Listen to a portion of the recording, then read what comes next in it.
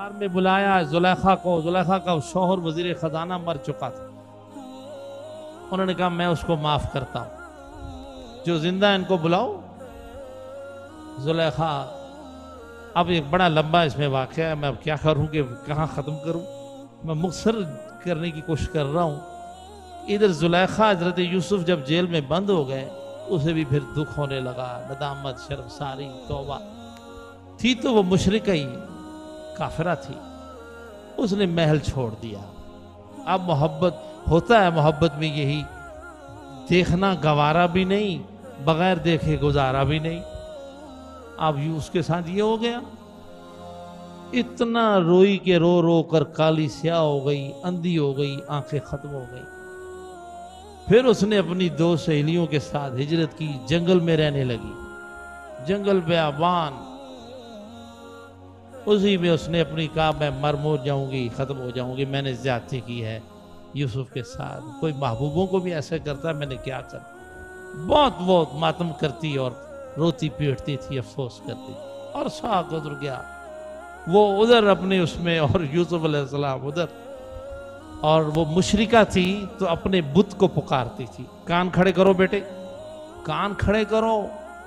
یہ جو نوجوان بچے اور خواتین کان کھڑے کریں کہ وہ مشرکہ عورت تھی, کافرہ عورت تھی, اور وہ کہتی تھی یا صنم, یا صنم, یا صنم الحقنی یوسفا. صنم بت کا نام ہے.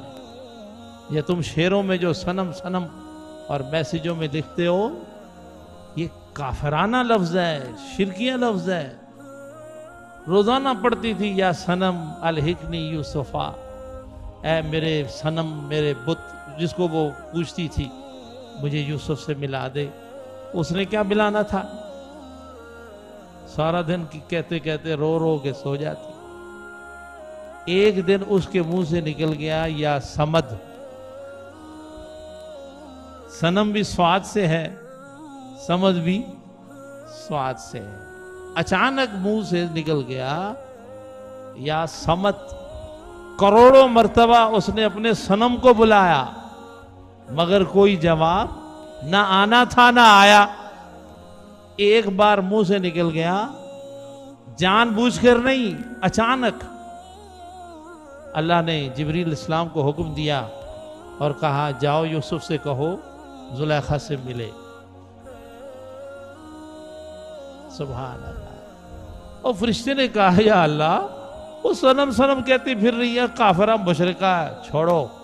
اللہ نے فرمایا اس نے کروڑوں بار اپنے خدا کو بلایا, وہ نہیں آیا, اور مجھے بلایا, میں بھی نہیں اس کی مدد کروں. دونوں میں فرق کیا ہوگا؟ صنم اور سمد میں یہی تو فرق ہے. صنم نہیں آتا ہے, سمد فوراً آتا ہے, اس کی مدد اترتی ہے, جواب آتا.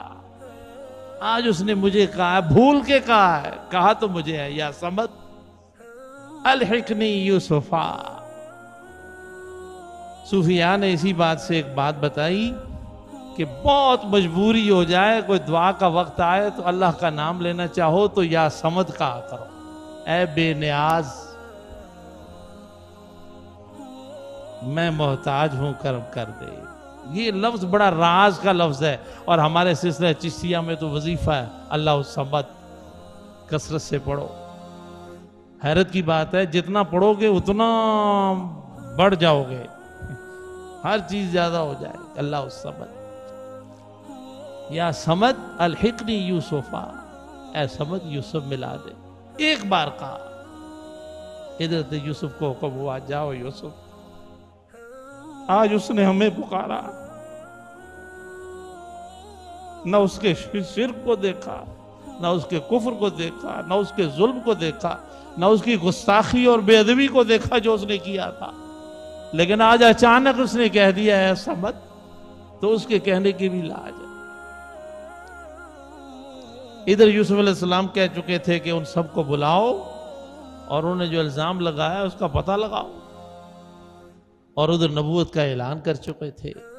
بعض روایات میں یہ ہے کہ زلیخا کو دربار میں بلایا گیا, اور صحیح روایات صوفیاء میں جو بیان ہوا وہ یہ ہے کہ حضرت یوسف بادشاہ کے ساتھ سیر کو نکلے، اور جب وہ نکلے کھیتوں کو دیکھنے اور پلاننگ کرنے کے لیے کہ آئندہ کیا ہونا ہے، تو حضرت یوسف اس کے جھونپڑے کے قریب سے گزرے تو وہ دوڑتی ہوئی باہر آئی اور اپنی خادموں سے کہنے لگی لگتا ہے کہ یوسف آیا ہے، مجھے اس کی خوشبو آ رہی۔ حضرت یوسف کے پاس آ کر کہا انت یوسف، کیا تم یوسف ہو؟ تو حضرت یوسف نے کہا ہاں میں یوسف ہوں۔ بڑی عیار تھی، چالاک تھی، عورت تھی، فوراً اس نے کہا نہیں تم یوسف نہیں ہو سکتے۔ کہا کیسے؟ کہا اس لیے کہ وہ تو نبی تھا، وہ تو جو کہتا تھا وہ ہو جاتا تھا، اگر تم یوسف ہو تو میری آنکھیں واپس لا کے دکھاؤ، میرا حسن و جوانی جمال عمر واپس لا کے دکھاؤ، نبی ہو تو یہ کر کے دکھاؤ۔ تو حضرت یوسف نے اپنا رومال اس پر ڈالا تو کالی سیاہ تھی، بوڑھی ہو گئی تھی اور اندھی ہو گئی تھی، جب اٹھایا تو حسن و جمال اور عمر بھی کم اور آنکھیں بھی روشن۔ جب بادشاہ نے اپنی آنکھ سے یہ دیکھا، اس نے کہا میں گواہی دیتا ہوں کہ آپ اللہ کے نبی ہیں۔ اب بادشاہ ہی ان پہ ایمان لے آیا۔ پھر آپ نے بتایا کہ میں نے اللہ سے درخواست کی ہے کہ اس خواب کی تعبیر پہ ہم کیا کریں، تو اللہ نے طریقہ بتایا بھی جب فصل ہو جائے تو اسے ذخیرہ کر لیں، آئندہ جب فصل نہیں ہوگی کام آئے گی، پوری انشاءاللہ آگے بات چلے گی۔ تو حضرت یوسف کے اس نظر پر زلیخا کا سب لوٹ آیا۔ پھر حضرت یوسف نے زلیخا سے نکاح کیا، شادی کر لی، پھر اس سے اولاد بھی ہوگی، پھر وہ زلیخا سے حضرت زلیخا بن گئے۔ اللہ اکبر، اللہ اکبر۔ ہمیں بھی اپنے اعمال پر نظر کرنی چاہیے۔ مکر و فریب اور دھوکے کی زندگی میں کب تک پڑے رہیں گے؟ اللہ کی بندگی، حضور کی محبت میں اپنے آپ کو مستغرق کیجئے اور حضور کی محبت میں سچے ہو جائیے۔ حضور کی نعت کو کب تک بیچتے رہو گے؟ حضور کی بات کا کب تک سودا کرتے رہو گے؟ لحاظ رکھو، لاج رکھو۔ اس سے سمجھ میں آ گیا عاشق مکار، فریب، دھوکے باز، جھوٹا بھی ہو لیکن جب بھی سچا ہو جاتا ہے محبوب مہربانی فرما دیتے ہیں، آنکھوں کو بھی روشن کر دیتے ہیں، چہروں کا نور بھی واپس مل جاتا ہے، تازگیاں آ جاتی، اتنی تازگی آ جاتی ہے کہ اپنا قریب قرب بھی عطا فرماتے ہیں۔ سبحان اللہ۔ یہ تو شان یوسف ہے، تو شان رحمت للعالمین کیا ہوگی؟ حضور کی شان یہ ہے کہ چچا کے قاتل کو،